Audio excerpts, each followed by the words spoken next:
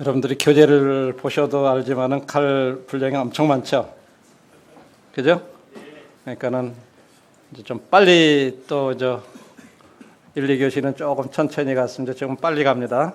그래서 그 자세한 설명 같은 거는 나중에 참조를 해주시고 제가 중요한 부분들만 이렇게 조금 서로 나눌 부분들을 그냥 읽어서 이해하실 부분들은 그대로 이렇게 넘어가겠습니다. 자, 절기에 대해서 아마 여러 가지로 이렇게 공부들을 이렇게 또 해보신 부분들도 있으실 텐데 뭐 중복되는 거라든지 아시는 것들은 그대로 이렇게 넘어가시고 또 새로운 부분들은 이렇게 또 새롭게 이렇게 교훈들이 됐으면 좋겠습니다. 자, 첫 번째 유대인들 절기 가운데 이 유월절이 나오는데 무교절하고 유월절은 어떻게 차이가 있나요?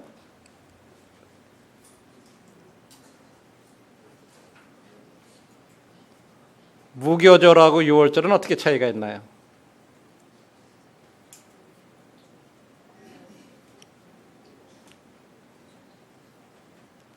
우리 읽다 보면 자꾸 그런 게 이렇게 이제 무교절에 대해서 나왔다면 유월절 얘기하다 갑자기 또 무교절이 나왔다가 뭐 또 저기 보면 초실절이 나왔다가 막 그러죠.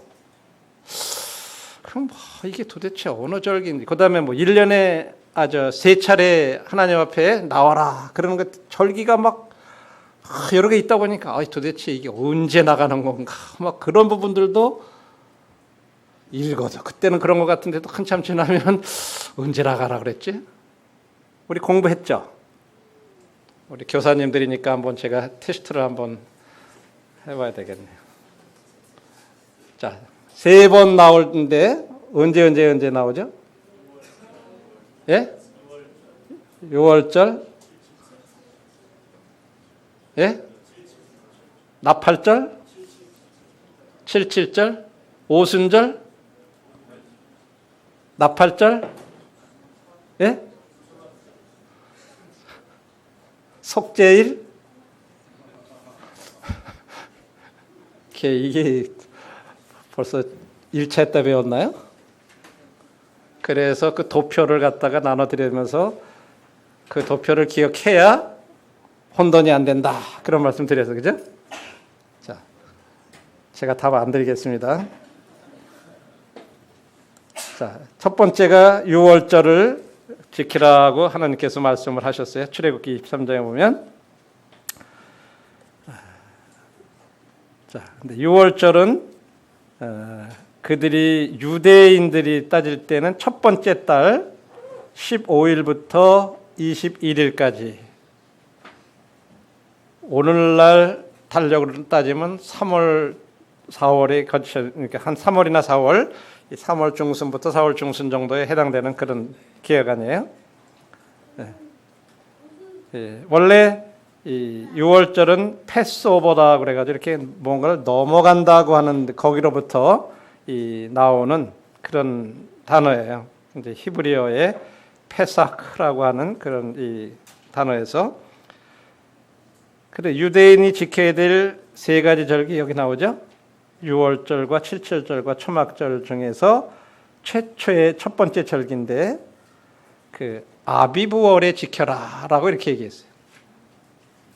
아비라고 하는 원래는 말은 이삭이라고 하는 어떤 그런 의미에서 이렇게 나온 말이라고 그래요. 그래서 첫 보리 이삭이 필 때, 그러니까 아비라고 하는 말을 이 사람들이 생각하면요, 이게 절기, 그러니까 이스라엘이 월 그 달력을 쓸 때 우리나라처럼 음력 개념으로 이렇게 쓰다 보니까 매번 조금씩 이렇게 달라요. 그러다 보니까 이게 정확하게 그때를 맞추기가 어려우니까 제일 좋은 건 뭐냐면 아무리 바뀌어도 그 이삭이 첫 이삭이 탁 나올 때 그때를 기억하라 그래서 아비월로 이렇게 얘기하신 거예요.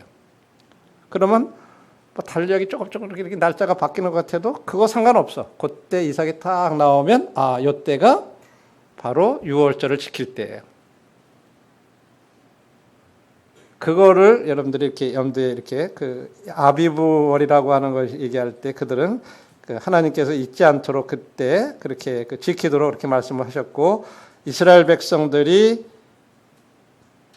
출애굽한 날 거기로부터 죽음의 사자가 모든 걸 심판을 할 때 죽음의 사자가 넘어가고 거기로부터 이렇게 나왔던 날을 기억하는 것이 유월절이죠. 그래서 여기 지금 말씀드린 대로 아비브월은 원래 히브리어의 곡식의 이삭 또는 푸른 이삭이라고 하는 데서 나온 그런 의미예요. 그래서 첫 달의 명칭이 그냥 아비브라고 이렇게 붙여진 것이지 그게 달 이름이라기보다는 푸른 이삭이라고 하는 걸 이들이 기억하도록 하기 위해서 이 달 이름을 그렇게 붙여준 거예요. 그것을 여러분들이 이해하시면 좋을 것 같아요. 첫 이삭이 초기에 나오는 것이 그런 거예요. 근데 나중에는 이 아비브월이 닛산월이라고 하는 말로 이렇게 사용이 됐죠. 닛산이라는 단어는 어디서 나온 거죠? 닛산월은? 왜 닛산월이라고 그럴까요?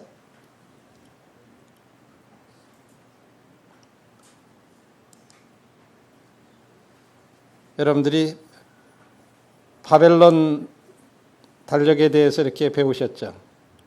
그죠? 예. 거기 보면 지금 이 도표에서 맨 바깥쪽으로 이렇게 나와 있는 이 달들은 다 이 바벨론 달력의 이름들이에요. 그래서 닛산월이 그 이스라엘 백성들 아비브월에 해당되는 그런 달력 이렇게 저와 같은 거예요. 그래서 나중에는 이제 닛산이라고 하는 닛산월이라고 이렇게 명칭이 바뀐 걸 보게 되죠. 자, 그래서 그들이 이스라엘 백성들이 애굽에서 나와가지고 하나님의 은혜로 애굽 땅에서 이렇게 나온 것을 기념하기 위해서 제정한 이 절기가 바로 그 유월절에 그래서 이 달로 너희들의 첫 달을 삼아라. 그래서 어떻게 보면 이스라엘 백성이 하나님의 백성으로서 그들이 어떻게 보면 시작하는 그런 것을 또 기념하는 달이기도 해요.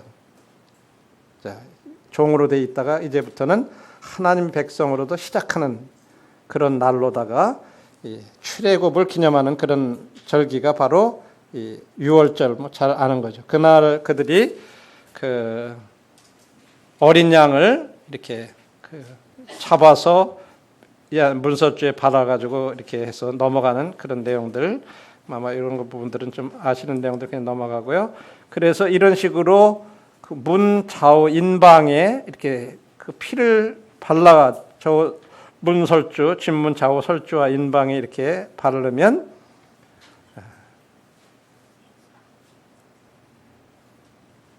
그리고 그 안에 들어가 가지고 그 고기를 갖다가 이렇게 그 삶아서 먹고 아침까지 남겨두지 말고 다 남은 것은 다 태워버리라고 이렇게 이제 말씀하셔서 이스라엘 백성들이 집 안에 들어가서 이렇게 넘어간 이 심판을 면한 그런 날이죠.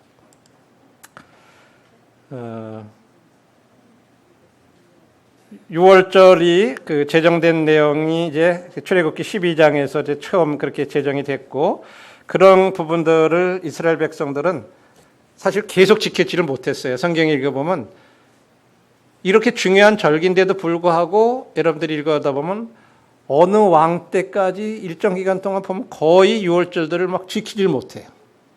그렇죠? 그래서 특별히 어느 왕들은 이런 부분들에 대해서 회복을 해가지고 이렇게 지키는 이제 그런 부분들인데 이 제정을 할 때 모세가 장로들을 불러가지고 너희들이 이렇게 유월절 양을 잡고 유월절을 지켜라. 이렇게 해서 그들의 절기로다가 처음에 최초로다가는 그들이 절기를 이렇게 세우는 것을 보게 돼요. 그러면서 너희는 이 일을 규례로 삼아 너희와 너희 자손이 영원히 지킬 것이다. 라고 장로들을 모아놓고 이제 이와 같은 것들을 제정을 하고 지시를 하는데 실제적으로 그리고 뿐만 아니라 지도자들에게도 그렇게 얘기할 뿐만 아니라 그것들을 너희들 자녀들에게도 이 의미가 무엇인지 계속해서 가르치라고 말씀을 하고 있어요. 출애굽기 12장에 보면 이후에 너희 자녀가 묻기를 이 예식이 무슨 뜻이냐 하거든 하나님께서 옛날에 애굽 사람을 치실 때 애굽에 있는 이스라엘 자손의 집을 넘으사 우리의 집을 구원하셨다고 하는 것을 기념하기 위해서 이 절기를 지키도록 하셨다 하고 자녀들에게 계속해서 또한 가르치도록 이렇게 명령한 그런 절기 중에 하나예요. 뿐만 아니라 그렇게 했을 때 이 모든 백성들이 이제 명령대로 그렇게 수행을 했습니다.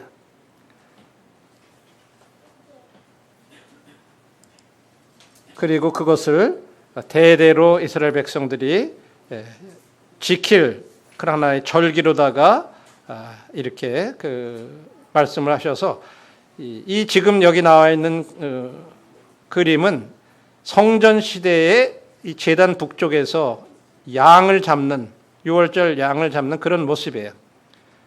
이것이 이제 계속해서 예수님 당시까지도 그래서 예수님 얘기 말씀 가운데 보면 예수님이 6월절에 예루살렘 성전에 올라간 그런 기록들을 계속해서 볼 수 있어요. 예수님 때까지도 이 6월절은 계속해서 이어져 내려오는 것을 보게 돼요.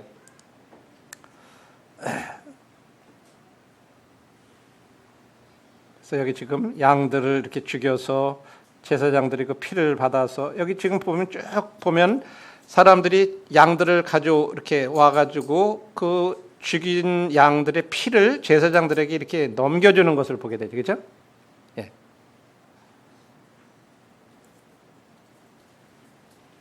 자, 이 말씀대로 그대로 이렇게 대대로 이렇게 지켜왔는데, 자 이제 이것을 다시 한번 저희들이 이 성경 속에서 이 6월절을 지키지 못했던 그런 부분들을 한번 보면 최초로다가 출애굽 당시에 지켰어요, 그죠? 그 다음에 출애굽 후 1년 후에 시내 광야에 나와가지고 또 6월절을 지켜요. 그리고 요단강을 건너서 할례를 행한 후에 길갈에서 또 6월절을 지켰어요.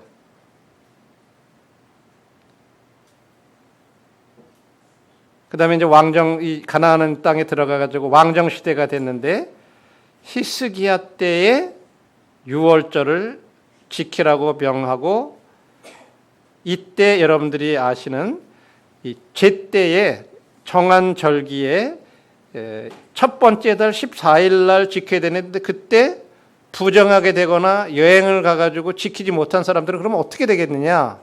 그랬을 때 그 다음 달 두 번째 달 14일 날 동일하게 6월절을 지켜라 하는 그런 또 특이한 기록이 있어요.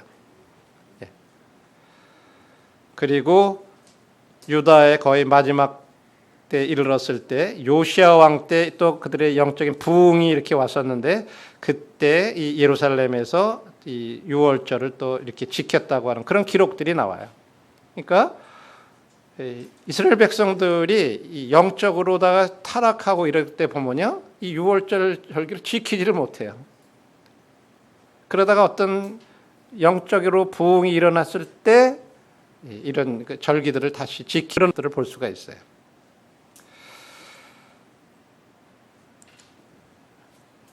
그 다음에 바벨론으로 그들이 포로로 잡혀가가지고 70년 동안 잡혀갔다가 돌아와서 전을 세우고 나서 6월절을 지킨 그런 내용이 있고요.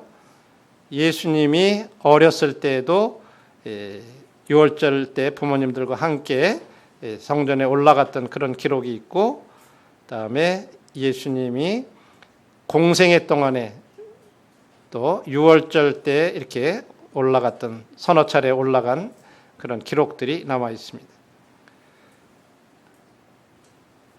그다음에 갈릴리 벳세다에서의 6월절일까요? 예? 예, 오병이어의 기적을 베푸셨던 그런 내용이 그렇게 6월절과 관련돼 가지고 나오고 있고, 그다음에 이제 공생의 마지막으로 예수님이 이 6월절에 지금까지 이스라엘 백성들이 지켜왔던 그 어린 양이 바로 자기 자신을 가리키는 것이라고 하는 것을 이제 이 마지막 공생의 6월절에 자신이 직접 죽으심으로써 하나의 6월절 어린 양으로서 자신의 생애를 이렇게 마감하시는 6월절과 관련된 그런 내용들이 이런 것들입니다. 성경 속에서. 자, 조금 전에 본 대로 최초로 출애굽 당시의 유월절을 그들이 이렇게 말씀대로 양을 잡아서 문설주에 발라서 이렇게 지키는 것과 그 다음에 출애굽 후 1년 후에 이 민수기 9장에 보면 정월 14일 해질 때 시내 광야에서 유월절을 지켰다. 출애굽 후 1년 후에 그들이 시내 광야에서 유월절을 지킨 것을 말씀을 하고 있어요. 그 다음에 그들이 나중에 이 요단강을 건너서 가나안 땅에 들어가 가지고 길갈에 이르렀을 때 거기에서 여리고 평지에서 그들이 여호수아 5장에 보면 유월절을 지켰다라고 하는 기록을 보게 돼요. 그래서 굉장히 오랜만에 그렇죠? 예, 출애굽하고 나서 그들이 다시 광야에서는 지키지 못하죠, 그렇죠? 그러다가 이 길갈에 들어와서 여리고 가나안 땅에 들어와서 이렇게 지킨 것을 말씀하고 있습니다. 예. 재미난 것은요, 이 사마리아인들도요, 지금 그 사마리아 쪽에 이 세겜 쪽하고 이쪽에 가 보면요, 지금도 이 사마리아인들이요 실제적으로 짐승을 죽여가지고 유월절들을 지키는 그런 것들을 재현을 하고 있어요.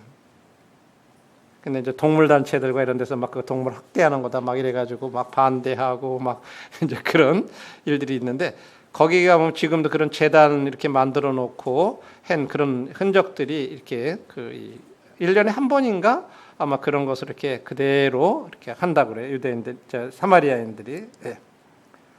예, 여기 보면 실제적으로 이렇게 이제 이 양들을 잡고 그 피를 흘려가지고 이제 제사를 드리는 그런 모습들. 그다음에 아까 말씀드린 대로 이 절기 때에는 이 정결케 하는 물을 만들어서 이 붉은 암소하고 이걸 잡아가지고 태워서 그 물로다가 이제 이 제사를 드리기 전에 예, 여기 지금 이 붉은 암소를 태워가지고 정결케 하는 물을 만들고 그걸 백성들한테 뿌리고 이 제사를 드리는 예, 여기 이게 여기 보니까 정결케 하는 물을 만들 때 성전에서 구별돼서 자라가지고 부정함이 없는 그런 아이들을 통해서 실로암에 내려가가지고 물을 떠오도록 한답니다. 그래서 거기에다가 그 재를 섞어가지고 이제 이 정결케 하는 물을 이렇게 만드는 거죠. 그리고 재하고 실로암에서 떠온 물을 섞어서 그걸로 이제 정결케 하는 물을 만들는.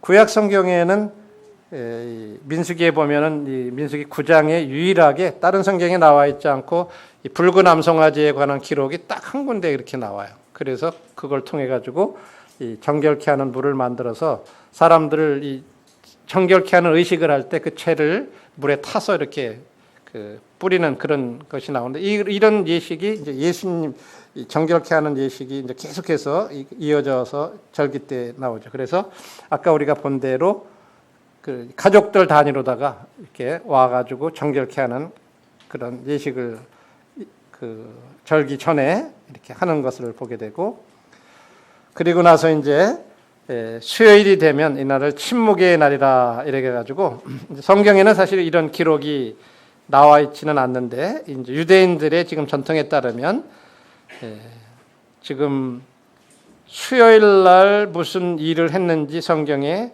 그 예수님의 행적이 이렇게 나와 있지 않는데 바로 그날 무슨 일을 하셨을까 이제 이런 퀘션 마크를 달아놨어요. 고난 중간 일주일 동안 예수님이 달리기 전에 이제 월요일부터 토요일까지 이렇게 쭉 그 행적이 이렇게 나오는데 수요일 날은 하루 쉬신 무슨 일을 하셨는지 모르는 이제 그래서 이제 그날을 이제 침묵의 날이라고도 이렇게 사람들이 붙였는데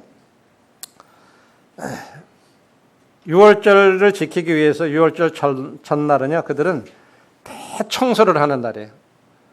그래서 예루살렘 전역에서 모든 누룩이라고 하는 누룩은 다 제거하는 그런 이 청소를 하는 날이 돼요.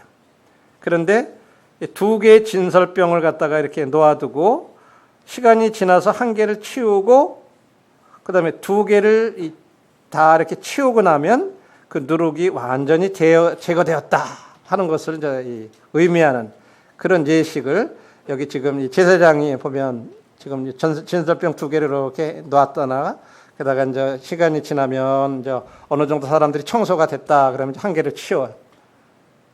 그리고 나서 두 번째 거 치우면 이제 완전히 예루살렘에서는 누룩이 다 제거됐다라고 이렇게 여긴다 그래요. 이건 이제 그리고 나서 이제 유월절을 예비를 하는 내용이 마가복음에 나오는데 무교절의 첫날 곧 유월절 양 잡는 날에 제자들이 예수께 여짜오되 우리가 어디로 가서 선생님으로 유월절을 잡수시기에 예비하기를 원하시나이까 하매 예수께서 제자 중에 두 성내로 들어가라. 그리하면 물 한 동이를 가지고 가는 사람을 만나리니 그를 따라가서 어디든지 그에 들어가는 그 집주인에게 이르되 선생님의 말씀이 내가 네 제자들과 함께 유월절을 먹을 나의 객실이 어디 있느냐 하시더라 하라. 그리하면 자리를 베풀고 예비된 칼 보이리니 거기서 우리를 위하여 예배하려 하신대.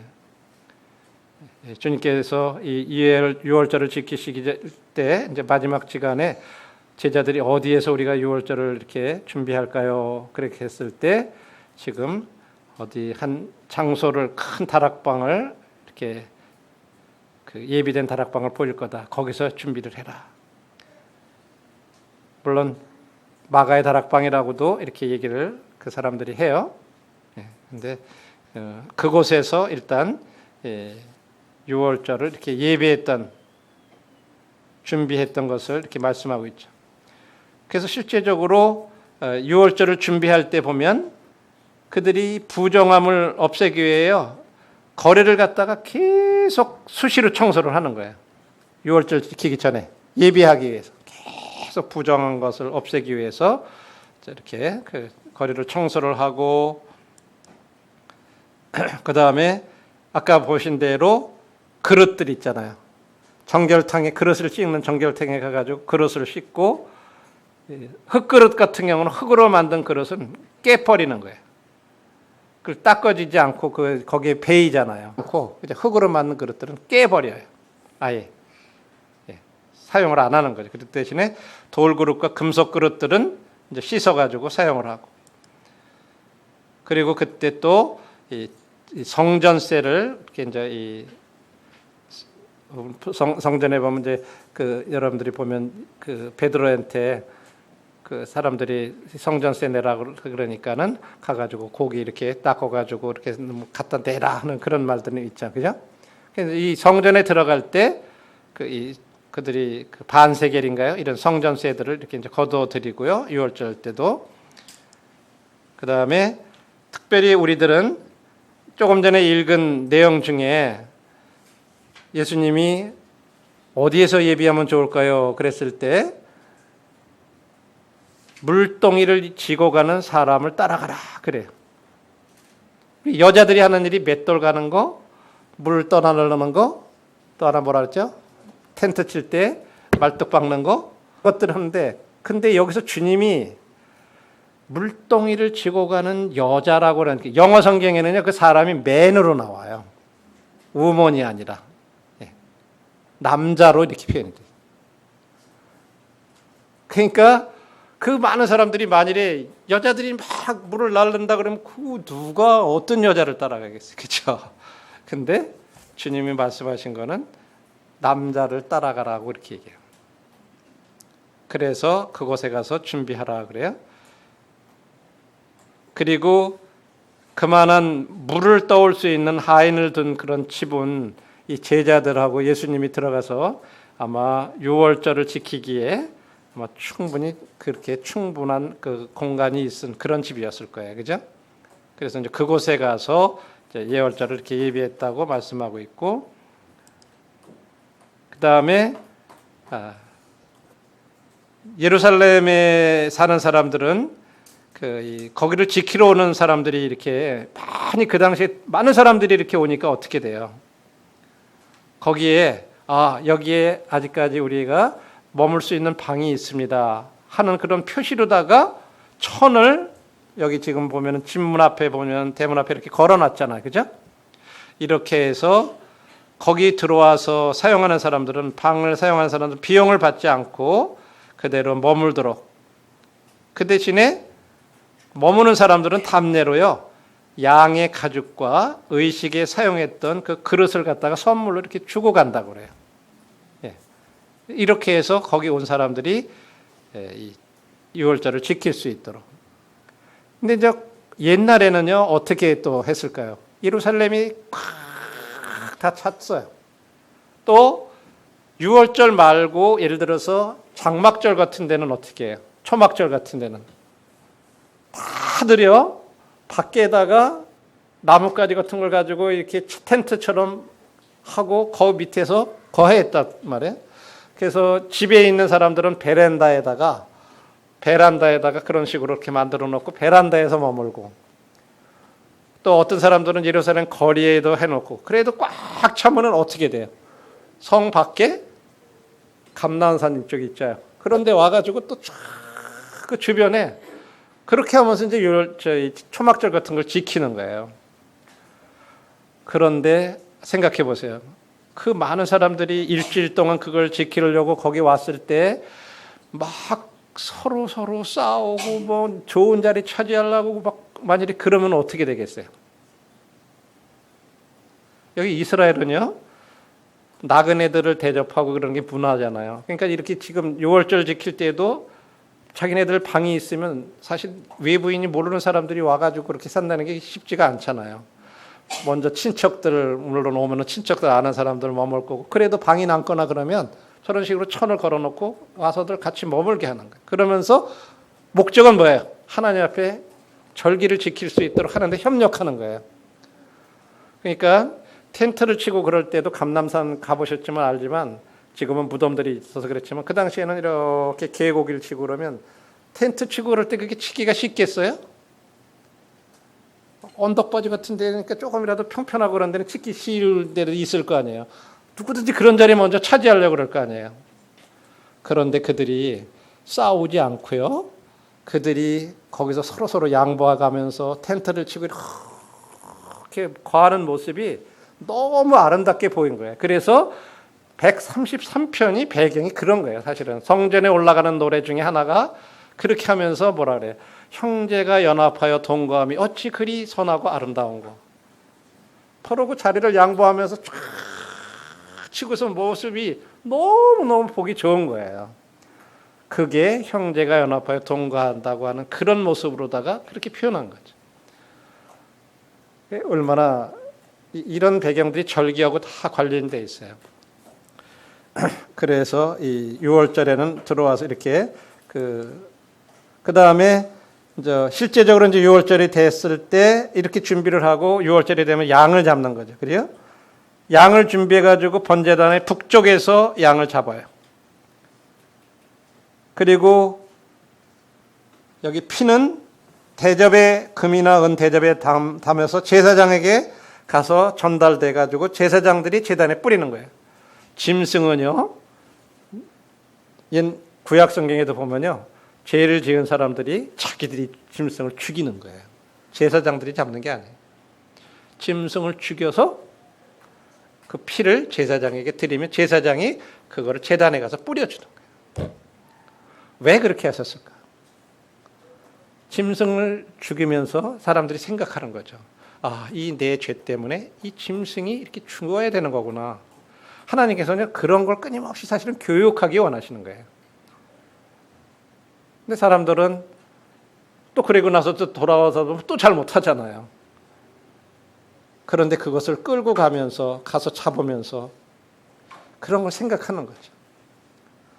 자, 그리고 이제 이 양을 정오 14일 정오부터 저녁 해질 때까지 이렇게 보관했다가 그 양을 잡아가지고 피를 제사장들에게 이렇게 전달을 하는 거죠. 그리고 지금 여기 보는 대로 6월절 양 잡는 날에 제자들이 예수님 앞에 이렇게 물었던 거예요. 마가복음 14장에 보면 어디 가서 선생님 우리가 6월절을 잡수시기에 예비하기를 원하시나이까.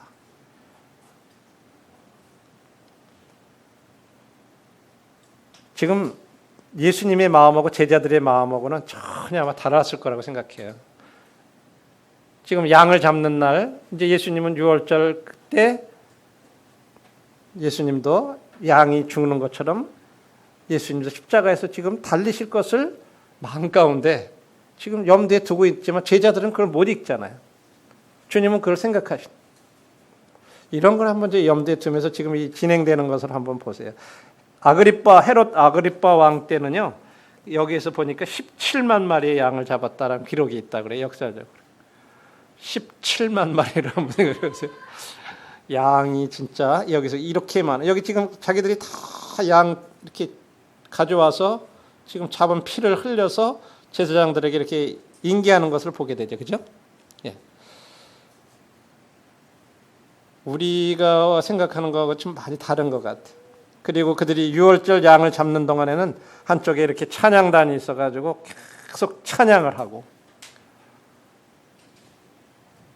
이게 이제 그들이 지금 유월절을 지키는 그런 모습들이에요. 그리고 양의 가죽을 벗기고 내장을 꺼내고, 그래서 향기로운 제물로 이제 그것을 또 제단에 갖다가 또 태우고, 이런 걸 한번 진짜 아마 피비린내가 얼마나 날까 한번 그 생각을 해보세요, 그렇죠? 그 끊임없이 짐승을 죽이고 또 태우고, 이런 모습들을 보면서, 그리고 또 이제 나중에 어떤 것들은 이 태우지만은 일부는 어떻게 되죠? 고기를 불에 구워서 이제 양고기를 먹잖아요, 그렇죠? 이런 여러 가지 절기들을 그들이 이렇게 계속 지키는데, 그들에게 있어서 이 오늘날 지금 지키는 그 가족들이 함께 유월절 만찬을 이렇게 지키는데, 여기 보면 누룩을 넣지 않은 빵, 포도주, 쓴나물, 소스 이렇게 함께 그 구운 양을 갖다가 이렇게 나누면서 이제 그들이 이제 유월절 만찬을, 그 제사를 드리고 나서 와서는 이런 이제 만찬을 가족들이 함께 하면서, 과거에 이제 항상 부모들은 이날 자녀들에게 교육하는 기회예요. 이것이 그냥 먹고 마시고 즐기는 그런 것이 아니라 역사 공부를 하는 시간이에요. 그들에게 있어서는 끊임없이 하나님을 잊지 않도록. 그래서 부모들은 반드시 그런 것들을 계속해서 교육을 하는 거예요. 그래서 성전 안에서는 이처럼 계속해서 많은 사람들이 유월절을 지키고 있고,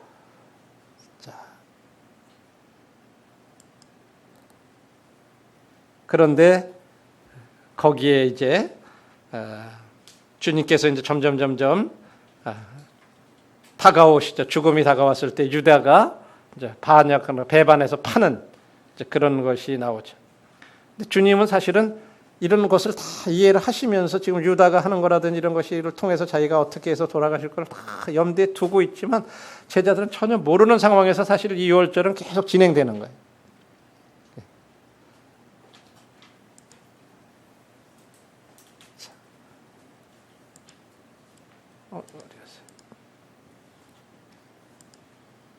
자, 그들이 조금 전에 그림에서 이렇게 보면 저 기대가지고 이렇게 앉아가지고 가족들이 만찬을 지키는 모습이 이렇게 나왔었는데,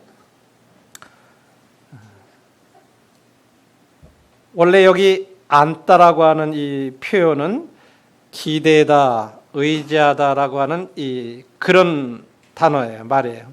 그래서 그들이 다 앉아 먹을 때, 그랬을 때 이렇게 의지해서 이렇게, 여러분들이 전에 그림을 보셨지만 발을 뒤로다가 이렇게 앉는 모습이 이렇게 기대서 이렇게 옆으로 이렇게 앉는 그런 모습들이죠. 그들이 그런 이유가 이렇게 설명을 해요. 애굽의 종되었을 때는 그들이 출애굽하기 위해서 막 서서 급하게 먹고 나왔어요. 그죠? 막 빨리 떠나야 되기 때문에. 그런데 그들이 이제 거기서 벗어나가지고 자유자가 됐어요. 종에서 벗어났어요. 그래서 그 의미로 왼팔을 바닥에 이렇게 대고 기대서 먹는 거예요. 그런 풍습들이, 그런 내용이, 그런 의미가 있다 그래요. 왜 우리들은 버르장머리 없다 그러죠. 아유, 밥 먹으면서 그냥 똑바로 앉아서 먹지 무슨 삐딱하게 앉아서 먹으면 어른들한테 혼나는데, 이 유대인들에게 있어서 그런 의미가 아니에요. 과거에 그렇게 우리가 급하게 나왔지만 이제는 하나님께서 우리 이렇게 거기서 해방시켜 주셔가지고 자연이 돼서 이런 걸 누리게 해주신 거, 그런 것을 누리는 거. 그래서 이렇게 기대서 먹게 된 그런 풍습들이 그들에게 생겨났다 그러죠. 그리고 이제 대부분 보면 이렇게 디귿자 형태의 그런 식탁이 있는데, 자 여기에 대해서도 이제 그 유대인들 그 당시에 자석 배치가 참 중요한 그런 내용인데, 그 디귿자 식탁에서 이렇게 보면 다 기대했잖아. 뒤쪽으로 이렇게 식탁기를 이렇게 해가지고 지금 먹잖아, 그죠?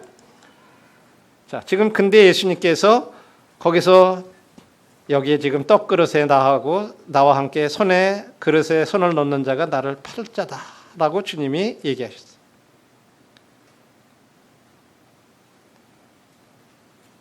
사람들이 예수님이 그렇게 말씀하셨을 때 왜 제자들은 그가 가론 유다를 가리켜서 그렇게 말한 것을 왜 몰랐을까? 우리는 좀 그렇게 생각이 안 돼, 그죠? 주님이 그렇게 말씀하셨으면 그렇게 같이 손 넣은 사람이 그럼 저 가론 유다네? 하고 이렇게 제자들이 알아봤을 것 같은데, 근데 왜 몰랐을까? 그런 의문이 들지 않나요? 그죠? 근데 그런 의미보다는 오늘날 그들도 우리 한국식은 음식 먹을 때 보면 같은 자기 숟가락 가지고 같이 떠가지고 막 먹잖아요, 그죠? 자기 거 따로따로 먹는 게 아니라 그들의 음식 그 문화가 그래요. 그래서 예수님과 함께 모두가 이 떡 그릇에 손을 넣어서 떡을 떼어다가 이렇게 먹었기 때문에 특별히 유다만 그렇게 한 게 아니라는 거예요. 그러니까는 제자들이 같이 이렇게 거기다 이렇게 떡에 이 표현은 주님이 그렇다고 해가지고 유다가 배반할 걸 아시고 유다를 갖다가 지칭을 해가지고 나하고 동시에 손을 이렇게 넣는 거, 이런 표현을 하신 게 아니라 이렇게 가까이서 나하고 친밀하게 식사를 하는 이 사람 중에 한 사람이 나를 그렇게 팔 거라고 하는 그런 표현을 하시고 끝까지 유다에 대해서 그런 것을 이렇게 배척하시거나 증오하시거나 그러시지 않았다고 하는 거죠. 그래서 너희들 중에 한 사람, 그러니까 이제 나중에 누군지 한번 얘기해 봐라고, 그 저쪽에 예수님이 디귿자 쪽에서 앉은 쪽에 지금 보시면 이쪽 방향 있죠? 이쪽에 예수님이 앉으시고 베드로가 이쪽에 앉아가지고 저기 이제 기대에 있는 것이 지금 요한이라고 맨 앞쪽에 이렇게 예수님 앞에 기대가지고 있는 사랑하는 가슴에 이렇게 누워 있는 그런 모습 있잖아요. 그리고 이제 건너편에서 여기에서 이제 베드로가 누군지 한번 물어봐, 이런 식으로 얘기했다. 이제 그런 표현. 자, 그런 걸 참고로 이렇게 보시면 좋겠습니다. 자,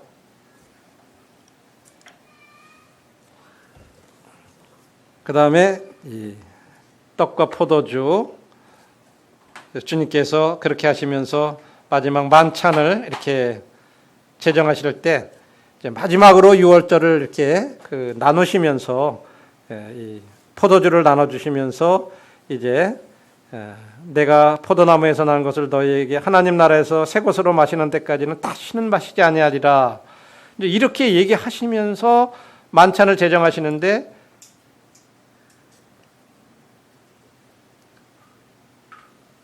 예수님이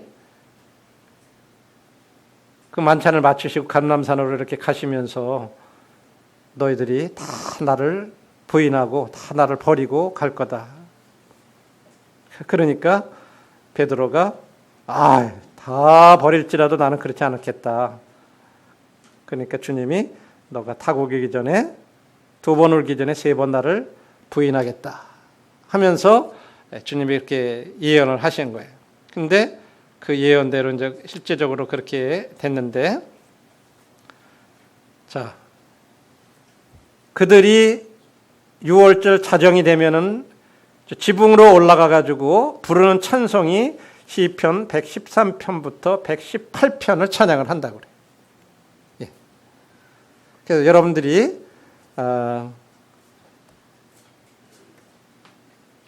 마가복음 14장에 보면 다락방에서 만찬을 마치 유월절 말을 지키시고 이렇게 가면서 제자들이 찬미를 하면서 감난산으로 나갔다라고 이렇게 얘기를 할 때 바로 그들이 그때 가면서 부른 찬양이 바로 시편 113편부터 118편을 이렇게 계속 가면서 찬양을 할 것이라고 이렇게 얘기를 합니다.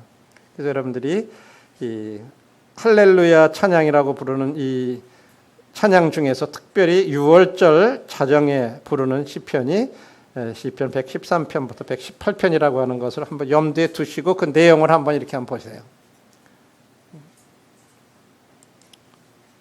그래서 여기 지금 지도상으로 볼 때 이 다락방 이쪽에 맨 밑에 여기로부터 지금 노란 점선으로 이렇게 저기 기드론 시내를 따라 가지고 지금 쭉 겟세마네까지 가는 거예요.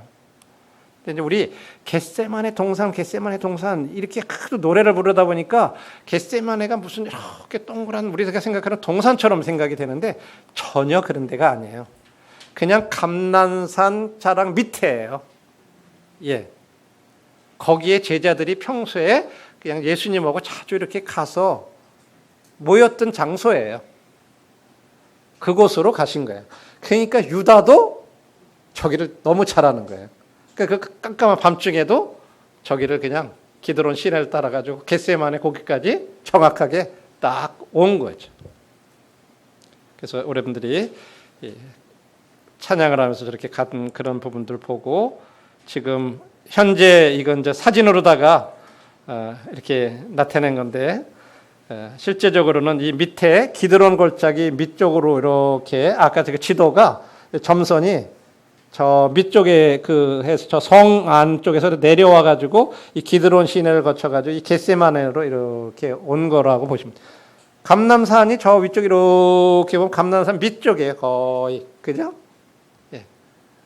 그래 가지고 여기에서는 이렇게 바라다 보면 이 안쪽에 예루살렘이 다 보여요. 아주 가까워요.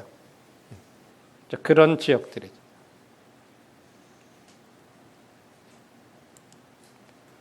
그래서 그곳에서 주님께서 하셨던 겟세마네의 기도가 바로 이곳에서 이렇게 이루어지셨던 걸 보게 되죠. 자, 그곳에 가면요, 이런 진짜 큰 그 감람나무들이 있어요. 이게 사진이에요. 너무 커가지고 가까이서 가서 찍으면 이 한 화면에 다 들어오지 않을 정도로 굉장히 커요. 그래서 그걸 찍으려면 동영상으로 이렇게 돌려서 찍어야 될 정도로 커요. 근데 이렇게 감람나무가 수명이 길어서 어느 분들은 이게 뭐 예수님 당시 거라고 되겠는데 그건 좀 과장된 것 같다 이렇게 얘기해요. 근데 하여간 어쨌든 뭐 2000년씩이나 된 건 아닌 것 같은데 감람나무 특징은요, 그 고목에서 계속해서 새순이 또 나오고 또 나오고 또 나오고 막 그래요. 죽질 않아. 그런 식으로요. 그래서 오랫동안 가요. 근데 이제 이곳에 가서 주님께서 이곳에서 이제 기도하셨던 곳이라 그래가지고 거기에 뭐 그런 뭐 예수님이 기도하셨던 뭐 그런 것도 만들어 놓고 그런 데가 있어요. 그리고 그쪽에 가면 여기 만국교회 뒤편에 보면요, 감람산에서 내려오는 그 뒷길에 그 제자들이 이렇게 졸았던 자리라고 하는 거 이렇게 이제. 근데 우리는 이거 못 봤는데 하여간 이런 데가 있는가 봐요. 근데 우리는 못 보고 지나가고 그냥 이 기도했던 자리라고 이렇게 하는 데는 있어요. 그거는 그 교회 옆에 이렇게 만들어 있는데 거기 가면 제자들이 베드로가 야고 요한 이렇게 세 사람 데리고 갔는데 거기서 뭐 깨어 있으라고 그랬는데 계속 졸고 그랬던 그런 내용이 나오죠. 그곳에 이제 이 가까운 곳에 이런 것이 있어요. 그리고 요거는 가면 있어요. 예수님이 이렇게 조금 나가가지고 기도하셨다라고 하는 그런 것이 여러분들이 아마 가시게 되면 이런 모습들도 보시게 될 거예요. 자, 그런데 주님이 그것을 기도하시면서 아버지 내 뜻대로 마시고 아버지의 원대로 해달라고 참 이 마지막으로 주님께서 십자가에 달리시기 직전까지도 마지막 자기 자신을 하나님 앞에 이렇게 참 의지하시고 온전히 맡기시는 그런 주님의 마음과 이런 것들을 이 양을 잡는 거와 이런 것들을 다 이렇게 주님이 보시면서 그것이 바로 이어서 이제 자기에게 현실적으로 다가올 것을 이렇게 염두에 마음에 두셨던 그 주님의 마음을 이렇게 헤아려 보이는 거예요, 우리들이. 이런 이제 절기를 생각하시면서 여러분들이 그런 부분들을 한번 주님의 마음이 어떠셨을까? 그 양들이 수많은 양들이 죽어가면서 그러면서 세례 요한이 보라 세상 죄를 지고 가는 하나님의 어린 양이로다.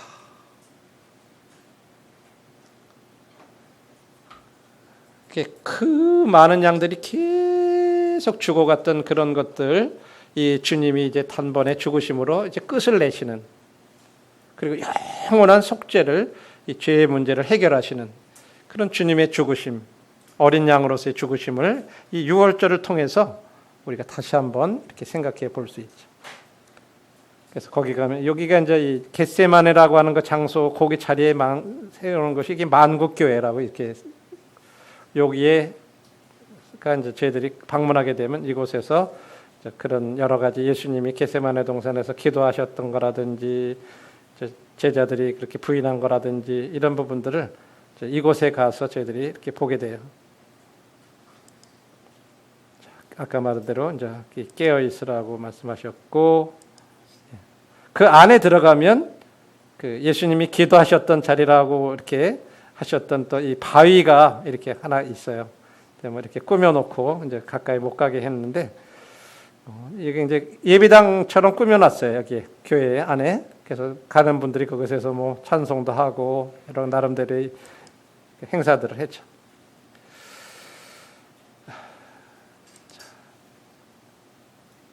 그랬을 때 그곳에 나중에 유다가 찾아와 가지고 납뼈하고, 그곳에 쉽게 찾아온 이유 중에 하나가 평소에 그것을 잘 알았기 때문에 찾아와서 밤중이니까 제자들과 마치 있으니까 누군지 그거 분부가 잘 안 되니까 입 맞추는 사람이 바로 예수니까 잡아라.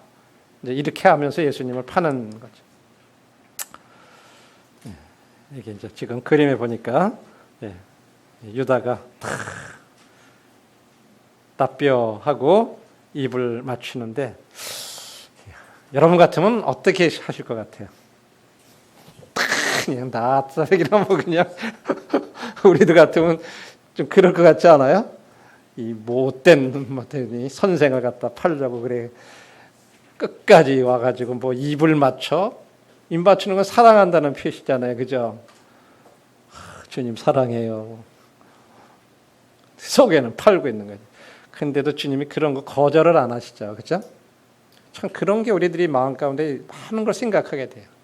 끝까지 유다에 대해서 참 태어나지 않았으면 더 좋았을 뻔한 것 같은 그런 사람으로서 참 불쌍히 여기는 그런 마음. 주님이 그런 자세를 끝까지 가지셨던 걸 보죠. 그렇죠?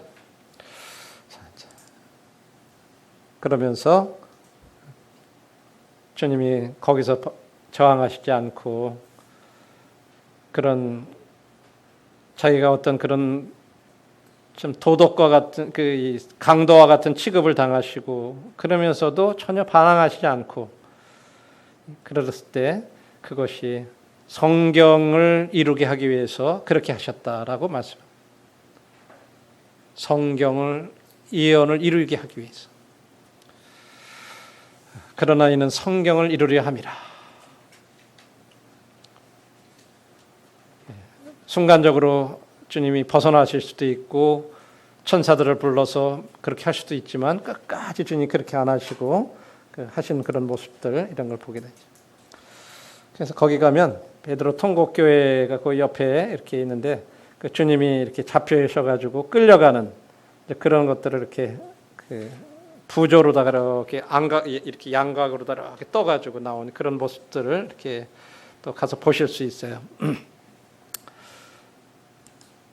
자, 이렇게 해서 우리 주님이 어린 양으로서 이제 유월절과 더불어서 한번 자기 자신이 어린 양으로서 이렇게 주님이 마지막을 그곳에서 그 십자가에 달리시기 전에 그 유월절을 지키시는 그런 모습들, 이런 것들을 다시 한번 저희들이 연관해 가지고 한번 그 유대인들이 지키는 유월절과 더불어서 한번 생각.